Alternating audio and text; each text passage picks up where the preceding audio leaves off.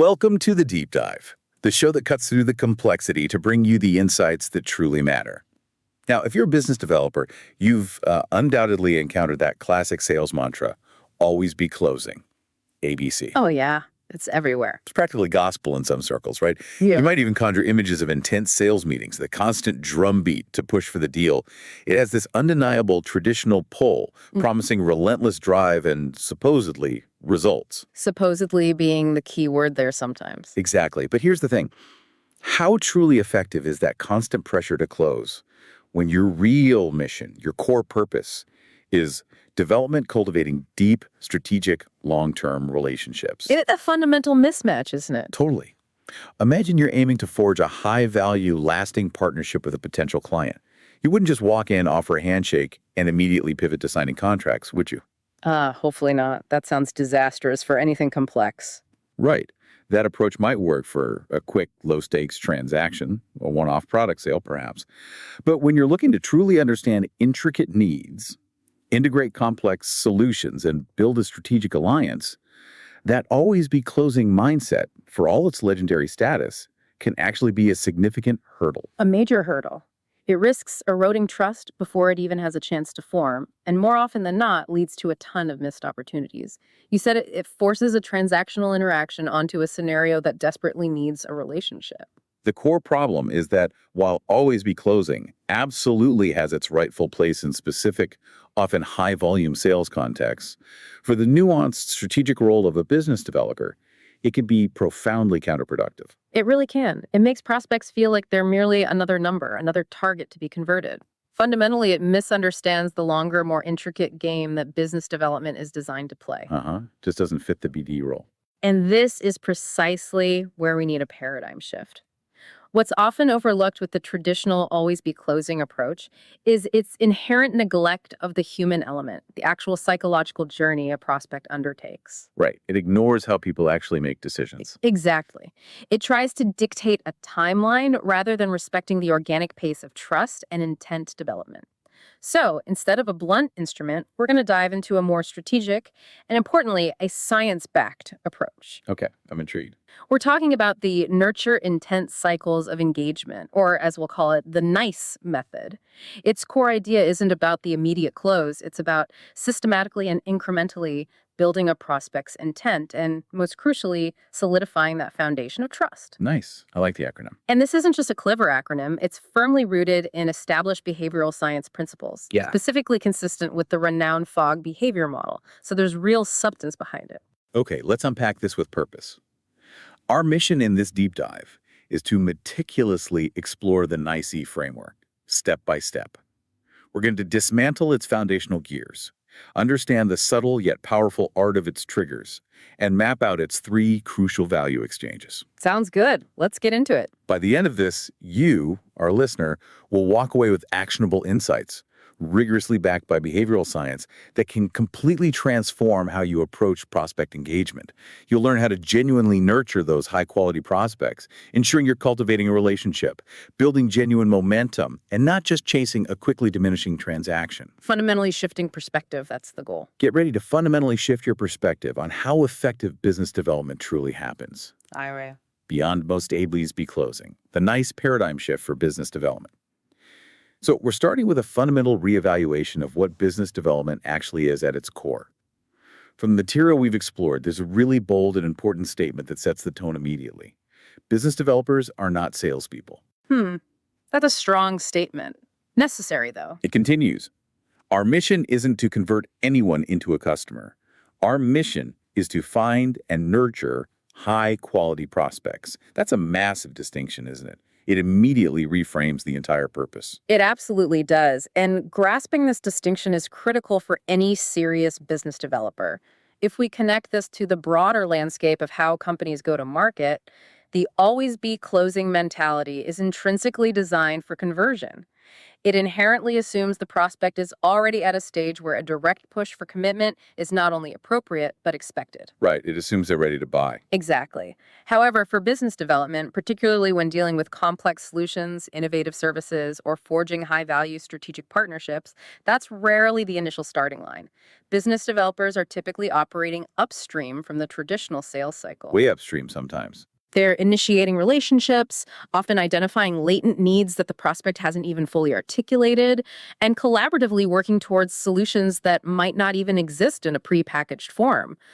The constant closing mindset in this early stage can prematurely push prospects. Yeah, creating that adversarial dynamic you mentioned. Precisely, Right. where you're perceived as trying to extract something rather than seeking a collaborative, mutually beneficial solution. This approach actively undermines the foundational need for trust in complex business relationships, which, as we know, is absolutely paramount for long term success. And what's the very tangible, often frustrating result of that premature push? You end up spinning your wheels, right? Oh, definitely. Wasted effort galore. You're prematurely focusing on conversion, which, in the context of business development, frequently leads to a massive waste of effort on low quality leads. Or, even worse, you might get deals that seemingly progress only to quickly fall apart. Because the foundations aren't there. Exactly. Because the underlying trust, the true need, and the deep mutual understanding simply haven't been genuinely established. It's akin to trying to build a skyscraper without laying a proper, deep foundation. It might stand for a bit, but it will inevitably crumble under any significant pressure or changing conditions. Precisely. This really raises an important question for anyone in this field. If always be closing is so problematic and counterproductive for effective business development, what is the alternative? And that's precisely where the NICE framework comes into play. Okay, let's hear about NICE. NICE, to reiterate, stands for Nurture Intent Cycles of Engagement. It's defined as a behavioral model that meticulously shows how a prospector incrementally nurtures the growth of the prospect's intent. This isn't about manipulation or applying undue pressure. It's about intelligent, systematic facilitation. Nurturing. That feels much better than closing. The nurture aspect in its name is incredibly significant. It implies patience, a deep understanding of the prospect's evolving journey, and a sustained focus on their developing needs, rather than solely fixating on your immediate objective of closing a deal. I really appreciate that emphasis on nurturing. It feels like a much more organic, sustainable, and ultimately a more respectful approach to building business. And crucially, it's not just based on intuition or anecdotal experience, which can be hit or miss. Right, gut feel only gets you so far. You mentioned as foundation in behavioral science. The material explicitly states that this NICE model is consistent with the behavioral science principles of the Fogg behavior model, FBM. That gives it a systematic rigor, a scientific grounding that many traditional BD approaches severely lack. Absolutely. It means we're not just guessing what might work. We're applying empirically tested principles of human behavior to our strategy. Which feels much more reliable. Exactly. And a core principle of NICE, which is presented as a critical warning, is to control the process, not the prospect. This is an absolutely essential tenet for genuine trust building. Control the process, not the prospect. Say more about that. Attempting to directly control or dictate the prospect's actions may destroy trust and decrease the probability of conversion. Think about it. When any individual feels controlled, pushed, or manipulated, their natural, deeply ingrained inclination is to resist. It's a fundamental human response. Yeah, nobody likes being pushed around.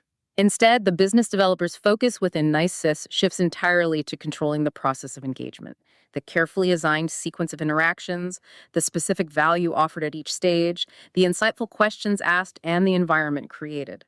This allows the prospect the autonomy to move through their journey at their own pace, making informed decisions that they genuinely own. So you guide the journey, not dictate the destination. Precisely. This distinction between controlling the process and trying to control the person is paramount for cultivating genuine trust and sustained engagement. 2. The foundational gears of trust and engagement in NICE. Okay, let's dive into this truly brilliant mechanical metaphor of gears and pinions that the NICE framework employs. It's a fantastic, intuitive way to visualize how these distinct elements interact and drive the overall process. We begin with what's termed the corporate content gear. Ah, yes, the engine room, so to speak. What exactly does that critical component entail and what's its role? What's truly fascinating here is how foundational the corporate content gear is described. It's essentially the continuous strategic production of powerful content by the corporate brand, forming what our source insightfully refers to as the corporate content engine. Not just random blog posts, then. Definitely not. This isn't just generic marketing collateral. It's meticulously designed to proactively set the stage for trust and to spark initial engagement. And it's meticulously constructed upon three crucial pillars. First, purpose. Okay, perfect. What is the company's fundamental mission? How does that mission authentically align with solving broader, significant problems within the market, extending well beyond merely selling a specific product or service? So the why behind the what. Exactly. Second, empathy. This content must demonstrably showcase a deep, nuanced understanding of the prospect's real challenges, their pressing pain points, and their genuine aspirations. It's about proving that you've genuinely walked in their shoes, that you understand their world and their daily struggles. Don't you get them? Precisely. And third, truth. This dictates that the content must be factual, inherently honest, and completely transparent. There should be no hyperbole, no misleading claims, no puffery. It's fundamentally about authenticity and integrity, Which builds that trust. which are, as we know, non-negotiable for establishing and sustaining trust. For instance, empathetic content might share anonymized industry insights that perfectly mirror a prospect's unstated operational challenges, or truth-based content might frankly discuss the limitations of a solution before elaborating on its strengths, building credibility through transparency. So this corporate content effectively acts like the latent potential energy within the system, waiting for activation, correct? Spot on. Potential energy is a great way to put it. The framework uses this excellent analogy. Without the prospect's permission, the corporate content gear would pointlessly spin and never propel the prospect along the prospect's journey. It's there, it's powerful, it holds immense value, but it remains dormant, inactive, until it's consciously activated by the prospect. Just spinning its wheels otherwise. As business developers, our role isn't just to passively consume this content, it's to deeply understand its core messages, its underlying values, and to ensure it authentically reflects the company's identity. This content creates a receptive, pre-warmed environment, an initial foundation of trust, even before any direct personal interaction even begins. That's precisely right. And that leads us seamlessly to the prospect permission pinion, which I consider the absolute linchpin of this entire trust-building process. The pinion gear, the smaller one that engages the big gear. Exactly. Genuine engagement, according to NICE, only truly commences when the prospect enters the activation phase and consciously grants permission for the corporation to transfer powerful content. This isn't some subtle hint or a passive opt-in. It's an explicit, conscious step. Explicit permission. Got it. The material uses several synonymous terms for these crucial agreements: the upfront contract, mini contracts, or tie-downs. While these terms can sometimes carry slightly different connotations, an upfront contract might be a more formal agreement on engagement terms. Like setting the rules of engagement. Yeah, exactly. While mini contracts are often smaller, incremental agreements, and tie-downs sometimes lean into rhetorical techniques to secure agreement, the fundamental commonality across all of them is the requirement for an explicit, consensual agreement between the prospector and the prospect. They're about establishing clear, mutual understanding and intent. So if I'm understanding this correctly, the purpose of obtaining this permission is multifaceted, almost a triple lock, according to the framework. First, it establishes a relationship that is both consensual and mutually beneficial, moving away from a one-sided push. It's a two-way street from the start. It essentially says, I'm offering you real value, and you're consciously agreeing to receive it. Second, it crucially confirms a level of problem awareness. The prospect must perceive they have a problem. Otherwise, why would they engage? Makes perfect sense. If they genuinely don't recognize a problem, why on earth would they consciously grant permission to learn about a solution? Such engagement would be, quite literally, pointless.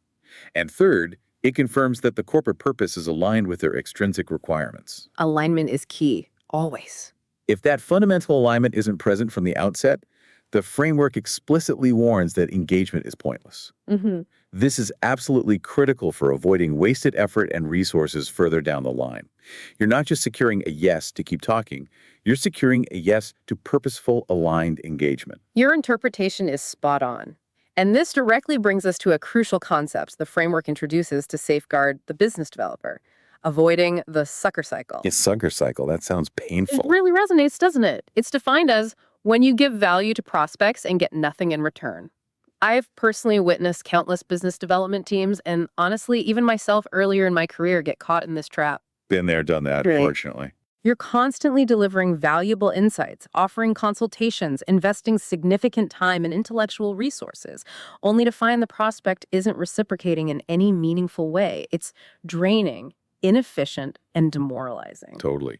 You feel like you're just giving everything away. These mini contracts, these explicit points of permission, are the essential mechanism to prevent this cycle. They inherently ensure reciprocity, guaranteeing that the business developer isn't constantly delivering value without any reciprocity from the prospect. It consciously keeps the energy exchange balanced, which is absolutely fundamental to building and sustaining long-term healthy engagement. Okay, let's advance to the third and largest gear in this intricate mechanism, the prospecting team gear. This is where the business development team truly steps into the spotlight, bringing that initial substantial value and actively establishing reciprocity. Right, the big gear, the powerhouse. The physics metaphor here is just brilliant. The framework states the prospecting team gear is the largest gear. And here's where it gets really interesting and counterintuitive. Energy transferred from a smaller gear to a larger gear multiplies force, torque. Torque multiplication, I love it. So our initial focused efforts as business developers in this stage are actually multiplied in their impact on the prospect's perception and the nascent trust. That's an incredibly powerful concept. Huge leverage in that initial phase. But critically, the larger gear moves slower than the smaller gear. This directly translates to the reality of trust building. Trust building moves slowly at the start. Patience is key. You can't rush trust. It's a profound emphasis on patience and consistent high-value engagement, understanding that you're generating significant lasting momentum, but it inherently takes time to truly get going and build that foundational velocity. Indeed. This first value engagement is where the BD team genuinely demonstrates its capability and commitment. The requirement is unequivocal. Your first engagement must deliver a large amount of value to the prospect so they become solution aware. Not just features, but value. Make them solution aware. Exactly. This isn't merely rattling off a list of product features. It's about vividly demonstrating how their specific problems can be solved, painting a compelling vision of a better, more efficient, or more prosperous future. And this is where the critical concept of reciprocity circles back with force. Ah, the give and get. The exchange of energy between you and prospect can't be one-sided. While you are meticulously delivering this significant value, you must also receive valuable information from them. This absolutely includes deeply understanding the prospect's pain points and cost of problems. Cost of problems, crucial metric. Because ultimately, your solution must decrease or eliminate the prospect's COP. If it doesn't address that fundamental economic or operational pain, then what is the genuine point of the engagement? Makes sense. So if that initial engagement, that critical first value engagement is weak, if it delivers too little perceived value, Uh-oh, trouble ahead. the laws of physics dictate that if first value engagement is weak, then engagement stalls or grinds to stop. This really powerfully reinforces the absolute necessity for a significant, well-thought-out initial investment of value and insight. It's not about being aggressive. It's about being profoundly, demonstrably helpful right out of the gate. Helpful, not pushy. Big difference. And for the business developer, your objective in this crucial phase is to meticulously gather enough knowledge about the prospect's extrinsic requirements. These are the tangible, measurable aspects like budget constraints, specific regulatory compliance needs, existing operational infrastructure, and their overall cost of problem. Well, the practical stuff. To accurately assess if your corporation can eventually present a compliant proposal. If, after this thorough initial assessment, the framework advises that you likely disengage or attempt to influence the prospect to modify requirements. Which is smart. Don't chase dead ends. This is a crucial ethical and strategic consideration, preventing you from pursuing a dead end, wasting both your time and the prospects, and ensuring you're only focusing on genuinely good fits where you can truly deliver. 3. Triggering the next best action. The fog behavior model in action. As trust gradually begins to build and that initial momentum gains traction, we transition into a more dynamic and responsive phase. This is all about acutely understanding prospect intent signals to precisely trigger the next best action. Reading the signs, basically. It's no longer about merely waiting. It's about actively listening, interpreting, and responding strategically to subtle cues. What's truly fascinating here is the level of precision this process demands. As trust accumulates momentum, these prospect intent signals trigger next best actions. These aren't random guesses. They are concrete cues, whether consciously or unconsciously given by the prospect, that clearly indicate their readiness for the absolutely logical next step in their journey. So it's data-driven action, not guesswork. Exactly. This is what the framework refers to as trigger marketing. The continuous, methodical evaluation of these intense signals to strategically deliver the next best actions, which are also known by various terms like nudges, bumps, or prompts. Think of it as having an incredibly sensitive, sophisticated radar tuned specifically to readiness. Like a behavioral radar. Cool. These intense signals, our material highlights, fall into four primary categories. First, behavior. What are they demonstrably doing? For example, are they searching for similar products or product reviews? What are they Googling? Basically. Are they specifically researching product reviews for solutions similar to yours? Or perhaps even purchasing complementary products that suggest a broader need you could address? These are direct, observable actions. Second, engagement, often referred to as microconversion. Microconversion, small steps. These represent direct, conscious interactions with your brand. Consider someone who subscribes to a newsletter, asks about detailed product features in a forum, or comments thoughtfully on your social media post. These are deliberate, small commitments, each signaling a step of movement towards a larger macro conversion, which is, of course, the ultimate purchase. Then we have emotions, a category often underestimated but incredibly potent as an indicator. Are they expressing genuine anger about a problem that your solution can alleviate? You can sometimes hear it in their voice. Absolutely. Are they exhibiting fear of failure if they don't adequately address a challenge? Or conversely, are they visibly happy about a solution they've encountered, perhaps from a competitor or another industry? These emotional states, if accurately perceived, can be profound indicators of intent and urgency. Emotions drive a lot of decisions. And finally, events. These are often external, sometimes seemingly unrelated occurrences that nevertheless create significant shifts. The framework provides examples like a birthday, job change, venture funding, contract termination. Life events, business events. For business developers specifically, identifying events like new venture funding rounds, strategic mergers or acquisitions within a prospect's company, the launch of new products that create immediate needs, or even the termination of a contract with an existing provider. These are absolute gold mines. Trigger events, huge opportunities. They signal a major shift in the prospect's world that creates fresh needs or opens new opportunities for engagement. This deep understanding of intent signals brings us to the bedrock of this triggering mechanism, the fog behavior model, or FBS. Okay, FBM, let's break that down. The core premise, which is elegantly simple yet profoundly powerful, is that prospect behavior changes when their intent, motivation, ability to make the change, ability, and triggers, prompt, happen at once. Motivation, ability, prompt. Yeah. MAP. Or BAM sometimes. Right. Behavior, motivation, X, ability, X, prompt. All three elements, motivation, ability, and a well-timed prompt, must converge simultaneously for a behavior shift to occur.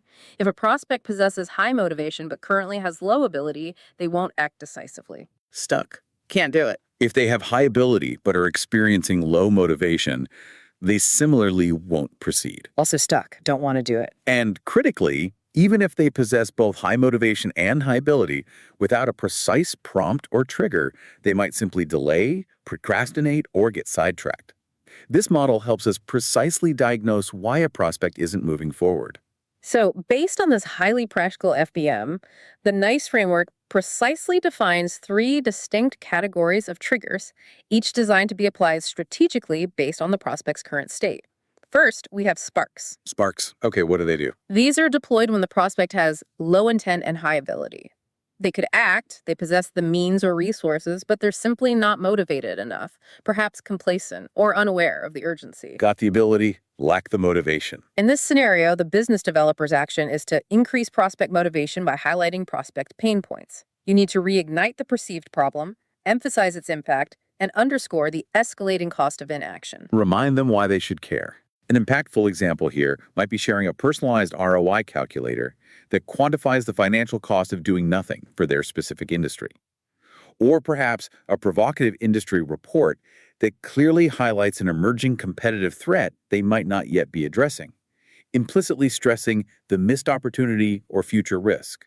This isn't about fear-mongering. No, it's about illuminating reality, providing that spark of urgency. Then we transition to facilitators, which are strategically applied when the prospect exhibits high intent but low ability. Okay, so they want to, but they can't easily. Exactly. They genuinely want to act, they are motivated, but they're encountering hurdles, lacking sufficient information, or perceiving obstacles in their path. Here, the business developer's action is to increase prospect ability to make a purchase by providing info about the solution, and, critically, by diligently creating a frictionless buyer journey. Make it easy for them, remove the roadblocks. Your core role is to identify and systematically remove these obstacles. For instance, you might provide highly detailed technical specifications to address engineering concerns, offer a clear, step-by-step implementation guide to quell operational anxieties, Or connect them with a happy customer. Social proof helps. or even connect them with a current satisfied customer for a candid testimonial or a reference call that builds social proof and confidence. You're effectively equipping them with the tools and the confidence to move forward smoothly. Facilitating their action makes sense. And finally, we arrive at signals. These are reserved for the ideal scenario: high intent and high ability. The sweet spot, ready and able. The prospect is genuinely ready, fully motivated, and completely able to act. This is the stage where you confidently deploy direct calls to action, CTA, that invite the prospect into the second value exchange. These are direct, clear prompts because the prospect has already demonstrated robust motivation and possesses the clear ability to act. Time for the direct ask. The heavy lifting of building initial trust and profound understanding is largely complete. Now it's about making that next concrete commitment. This could be a clear invitation to schedule a tailored demo, to move into a formal proposal discussion, or to initiate a strategic planning session. The path is clear, and the prospect is signaling their readiness to proceed. 4. The 3 value exchanges. Nurturing intent incrementally. Now that we've thoroughly understood the individual gears and the strategic application of triggers, let's zoom out to see how these critical elements seamlessly combine within the 3 distinct value exchanges that form the backbone of the NICE framework. Okay, the 3 value exchanges. Let's connect the dots. These exchanges represent the incremental progressive stages through which trust is nurtured and sustained momentum is methodically built, leading ultimately to declared intent. The first value exchange really acts as the foundational stage. It encompasses everything we've just meticulously discussed, the vital corporate content gear providing that initial fuel, Purpose, empathy, truth. the crucial prospect permission pinion, ensuring consensual engagement, That mini contract, the upfront agreement. and the initial high-value delivery from the prospecting team gear. The overarching goal here is for the business developer to gather sufficient, precise knowledge about the prospect's extrinsic requirements. These are the tangible, measurable aspects, like their budget allocations, specific regulatory compliance mandates, existing technological infrastructure, and most importantly, their precise cost of problems. Understanding the what and the how much it costs them. You're painstakingly building that crucial, in-depth understanding of their current state. This stage also serves as a profoundly critical strategic decision point. If at this juncture the prospector deems they will not be able to deliver a compliant proposal, they will likely disengage or attempt to influence the prospect to modify requirements. Strategic qualification. Super important. This highlights the very strategic, ethical, and qualifying nature of business development from the very beginning. You're not just trying to force a square peg into a round hole. You're ensuring genuine alignment and respect for both parties' resources. Precisely. This foundational exchange then naturally leads us to the second value exchange, but crucially, not without another vital, explicit step. Permission gap. You got it. This subsequent stage starts when prospect grants permission for second value exchange. This is yet another mini contract, a renewed agreement, which powerfully reinforces the principle of reciprocity and keeps us firmly out of that debilitating sucker cycle we discussed earlier. Keeps the balance. What's particularly insightful in the gear metaphor here is to notice how the gear, bottom right, is smaller than the first value engagement gear. Smaller gear. Yeah. Less effort needed. This visual metaphor implies that the corporation must expend less energy delivering content as trust-building momentum incrementally increases. Your initial substantial heavy lifting in the first value exchange has effectively paid off, and the wheels of engagement are now turning more smoothly and efficiently, requiring less brute force from your side. So if the first value exchange was about solving the initial tangible problem and understanding extrinsic needs, this second value exchange moves beyond that to something deeper. It gets more personal, more intrinsic. It enables the prospect to determine your solution is compelling. Here, the focus shifts from merely addressing extrinsic requirements to genuinely supporting the prospect's intrinsic needs. These are the less tangible but profoundly powerful motivators, such as career advancement for an individual stakeholder, personal satisfaction, the desire for innovation within their company, or even the alleviation of personal stress. The what's in it for me aspect beyond just the business case. This phase is often aptly referred to as the product awareness phase, because the prospect is now understanding not just how your solution solves their problems, but how it intrinsically elevates their professional or organizational situation. Connecting the dots to their personal or internal goals. And strategically, business developers typically use facilitator triggers during this value exchange. These are the nudges that help prospects overcome any remaining ability gaps with more detailed solution information, making it even easier for them to vividly envision the solution seamlessly integrated into their world. Making it tangible, removing friction. Again, there's a critical strategic decision point here. If the prospector determines they may not be able to present compelling benefits of their solution, they may disengage or influence the prospect's intrinsic requirements. It's about continually ensuring genuine, compelling alignment, not just initial fit. Always checking for that deeper alignment. And finally, after navigating these two critical stages, we arrive at the third value exchange. The final exchange. The smallest gear, right? Notice how the third value exchange is the smallest gear, showing how this stage requires the least amount of energy from the corporation. This is a logical culmination of all the trust and intent that has been meticulously and painstakingly built throughout the entire NICE process. The payoff phase, almost. At this advanced point, the prospect has sufficient social proof that the corporation's solution is credible. This credibility isn't just an assertion, it's a deeply ingrained belief, cemented by things like compelling testimonials from peers, independent analyst reports validating your claims, successful pilot projects with tangible results, or deep dives into the technical architecture that demonstrate robust reliability. They believe you, basically. The trust is solid. This final phase is often referred to as the most aware phase because the prospect truly possesses a comprehensive understanding of the solution, its profound benefits, and its unquestionable credibility. This is truly where everything coalesces. Business developers typically use signal triggers during this value exchange. Because they're ready. High motivation, high ability. Because the prospect now possesses both high motivation and high ability. The trust that has been so carefully nurtured has accumulated sufficient momentum to meet or exceed the declared intent threshold, also called the offer threshold. They're ready to commit. This is the precise moment when the prospect is genuinely ready, both psychologically and practically, to move forward with a commitment. And at this pivotal stage, the prospect will declare intent and enter conversion phase of customer journey, where salespeople engage. The handover. BD mission accomplished. The business developer's core mission is largely complete, having successfully nurtured the prospect to a point of clear, declared intent. As a BD, you should be absolutely confident you can submit a credible, compliant, and compelling proposal because you have, through this systematic process, thoroughly vetted the alignment of needs, capabilities, and solutions every single step of the way, ensuring a high probability of success. V, navigating the journey. Adaptability and reciprocity. Now, in the real world, business environments are rarely static, are they? Things are constantly shifting, new challenges arise, priorities change. Oh, tell me about it. Curveballs are standard. So what happens if external conditions suddenly shift, or internal resistance emerges in the middle of this carefully orchestrated NICE journey? How does the framework account for that kind of dynamic unpredictability? This brings up an incredibly important point, and it's one of the strengths of the NICE framework. It explicitly accounts for the dynamic nature of business. The framework states if environmental conditions change, then the prospect's extrinsic requirements change. Needs change, priorities shift. And these changes can dramatically impact a prospect's previously assessed motivation or ability.